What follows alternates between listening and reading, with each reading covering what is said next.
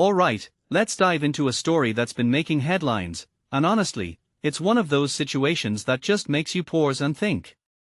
A 65-year-old man, Herbert Wayne Smith, was arrested for allegedly starting the Gann Fire in Calaveras County. But here's the twist, he claims it was an accident. And you know what?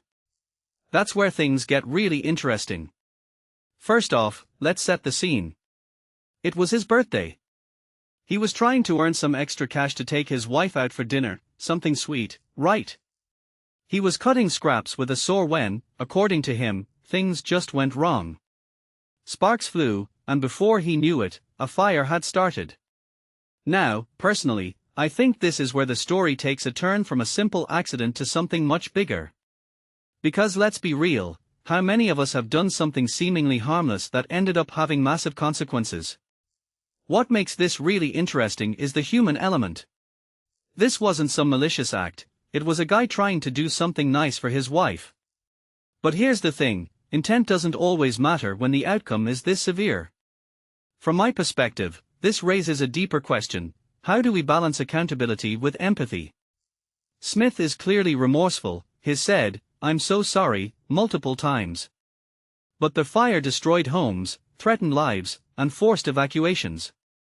It even led to school closures because of the smoke. So, while I get that he didn't mean to do it, the impact is undeniable. And that's the tricky part. We're talking about a man whose life is now upended, possibly facing serious charges, all because of a momentary lapse in judgment. One thing that immediately stands out is how quickly things can spiral out of control. A saw, some sparks, and suddenly you're looking at a 9,000-acre wildfire.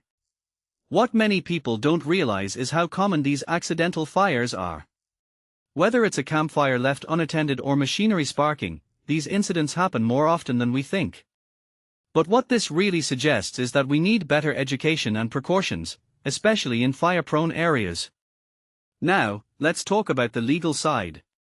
Smith was arrested on charges of recklessly causing a fire, allowing it to spread, and operating machinery without clearance. In my opinion, this is where the system has to walk a fine line. On one hand, there needs to be accountability to deter negligence. On the other hand, throwing the book at someone who genuinely didn't mean to cause harm feels harsh. I mean, this guy's life is already ruined. He's lost his reputation, his peace of mind, and possibly his freedom. If you take a step back and think about it, this story is a reminder of how fragile our control over nature really is. We like to think we're in charge, but one small mistake can unleash something we can't stop. And that's a humbling thought. It also ties into the bigger conversation about wildfires, climate change, and human responsibility. Are we doing enough to prevent these disasters? Or are we just reacting after the fact? A detail I find fascinating is how the community and authorities responded. The Calaveras County Sheriff declared a local emergency, and FEMA stepped in with federal funding. That shows how seriously these fires are taken, and rightfully so. But it also makes me wonder, could more have been done to prevent this in the first place? In the end, this story leaves me with more questions than answers. How do we hold people accountable without destroying their lives? How do we balance individual actions with systemic issues? And most importantly, how do we prevent this from happening again? Personally, I think it's a wake-up call for all of us to be more mindful of our actions, especially in environments where the stakes are so high.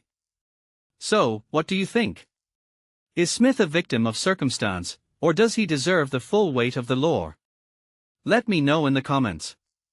And remember, sometimes the smallest actions can have the biggest consequences. Stay safe, stay aware, and let's keep the conversation going.